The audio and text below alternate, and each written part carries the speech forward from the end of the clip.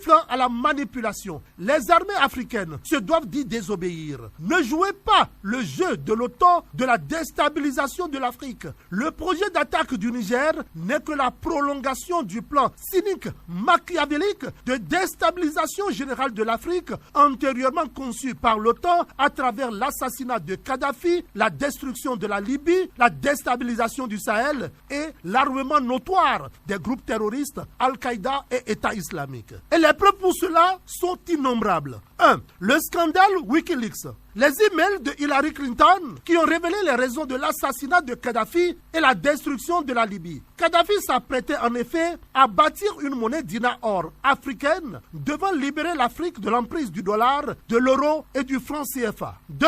Sarkozy a veillé particulièrement à l'élimination de Kadhafi parce qu'il a financé la campagne politique de Sarkozy en dizaines de millions de dollars et qu'il voulait en effacer les preuves. 3. L'aveu de Emmanuel Macron au lendemain de son élection qui a accordé une interview à Figaro, juillet 2017, dans laquelle il confessait que les Français ont eu tort de faire la guerre contre la Libye car il en a résulté partout des États sahéliens faillis et des groupes terroristes qui y prospèrent. La France, disait-il, a une dette de sang envers la Libye. Et la liste n'est pas exhaustive en matière de preuves. On ne peut combattre le terrorisme en Afrique en se basant sur les puissances de l'OTAN qui l'ont importé. Les médias de la France-Afrique se doivent de se souvenir de tout le mal qu'ils ont fait à l'Afrique. En exemple, le génocide rwandais et les implications françaises dans ce génocide. En tentant d'encourager une intervention militaire de la CEDEAO au Niger,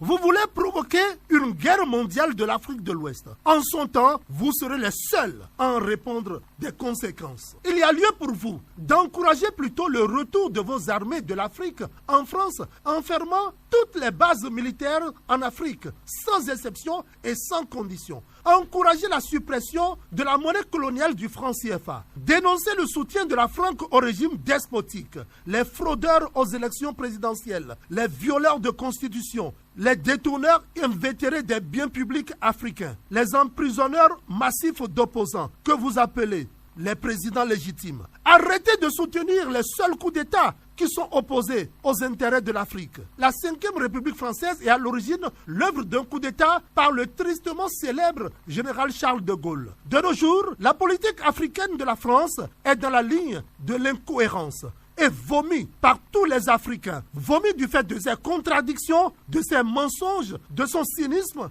de son arrogance, de sa condescendance et de son mépris. L'Afrique n'est plus prête à accepter. Il faut la justice et l'équité dans un partenariat gagnant-gagnant. L'Afrique des libertés, des intelligences et du développement résistera et gagnera.